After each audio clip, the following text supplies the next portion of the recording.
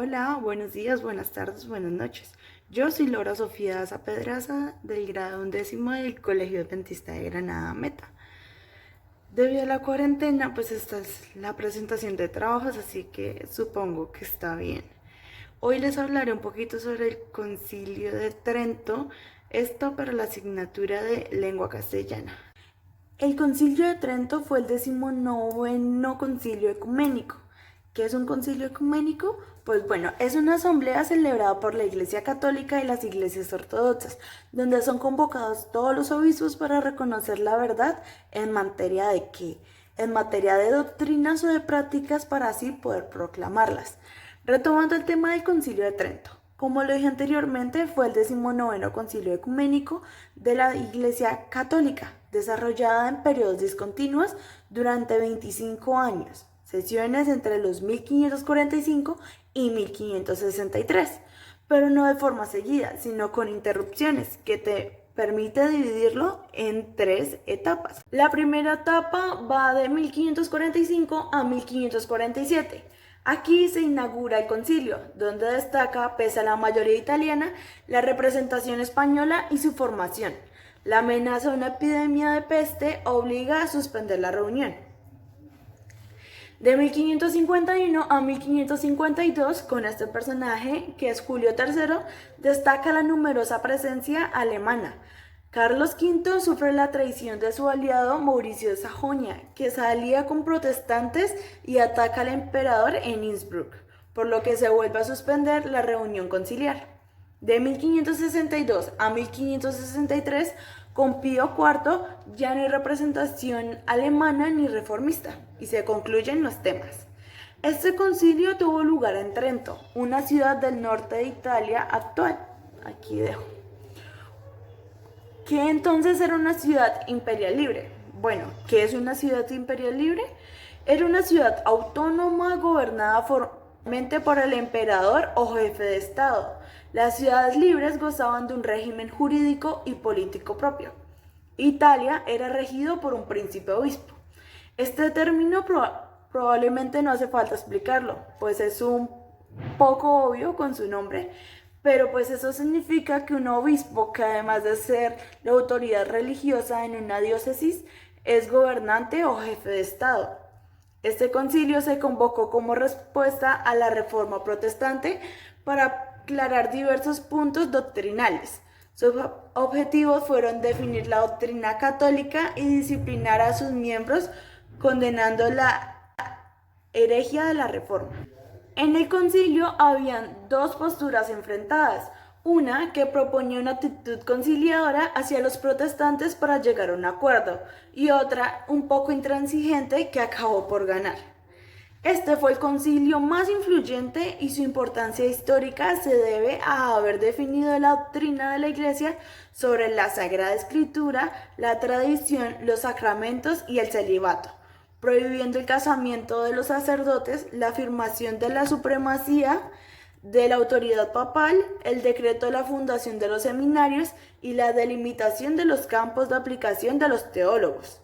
El concilio definió las nuevas normas dogmáticas, litúrgicas y éticas de la Iglesia, en especial las prácticas rechazadas por los protestantes, que es la presencia real de Cristo en la Eucaristía, justificación por la fe y por las obras, conservación de los 7 sacramentos, las indulgencias y la veneración de la Virgen María y todos los santos. Para ponerlos un poco en contexto con el protestantismo, daré algunos datos sobre ellos. El protestantismo hace referencia originalmente a los partidos de las ideas luteranas de la Reforma en Alemania y sus protestas que buscaban la uniformidad religiosa de Alemania. Estos tenían 3 conceptos que eran sus principios claves, que la primera era solo escritura, solo escritura. Este primer principio dice o proclama que la Biblia, especialmente el Nuevo Testamento, es la única fuente infalible de la verdad absoluta. La segunda, solo fide, que es solo fe, la gracia de Dios se manifiesta en la humanidad como regalo divino. Para que el hombre sea declarado justo en el cielo, la salvación se da solo por fe, no por medio de nuestras obras. La tercera es el sacerdocio universal de los creyentes. No puede haber un sistema sagrado, religioso o político. No puede haber una jerarquía sagrada con una autoridad absoluta. Nuestra mente humana queda corta y no puede tener la verdad absoluta por sí misma. De allí toman como referencia la iglesia invisible, donde no adoran una imagen. ¿Cuáles fueron los acuerdos que se formaron en el Concilio de Trento? Aun cuando las partes no lograban un acuerdo sobre los temas tratados en la reunión general de la Iglesia, que la mantenía dividida en dos bandos, los protestantes y los conservadores. Estos últimos lograron imponerse en el concilio. Existen más de 10 acuerdos en el Concilio de Trento, llegando a lo siguiente. El primer acuerdo en el que se llegó se reafirmó la creencia de la fe cristiana contenida en el símbolo del credo niceno-constantinopolitano. Se adoptaron la práctica apostólica de las Sagradas Escrituras como las dos fuentes del testimonio. Decreto de la rebeldía de Adán y Eva como el pecado original. Se ratificó el valor de la fe y las misericordiosas obras.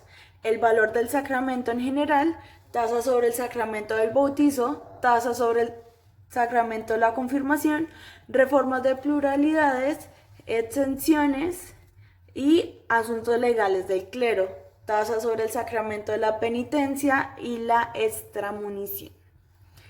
Se encomienda al Papa la tarea de crear la lista de libros no permitidos para la fe cristiana. Se reafirmó la creencia de la Eucaristía como un sacrificio expiatorio donde la sangre y el cuerpo de Cristo son representados por el pan y el vino. La reforma de la moral del clero. La administración de fundaciones religiosas.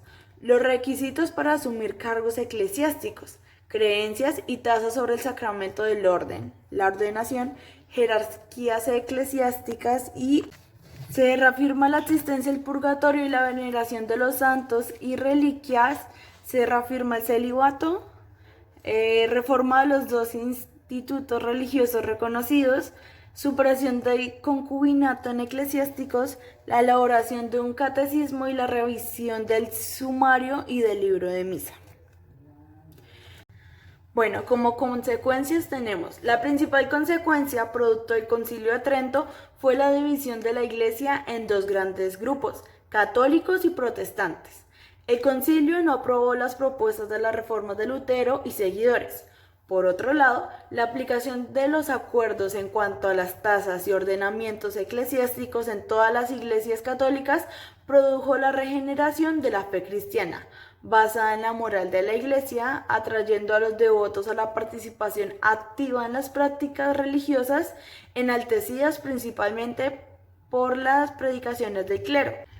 Bueno, ¿y con qué fin se hizo todo esto? Pues con el fin de reformar las leyes de la Iglesia y volver al prestigio que tenían antes. Prácticamente por eso se fue todo eso. Bueno, muchas gracias por su atención y espero hayan aprendido un poco más.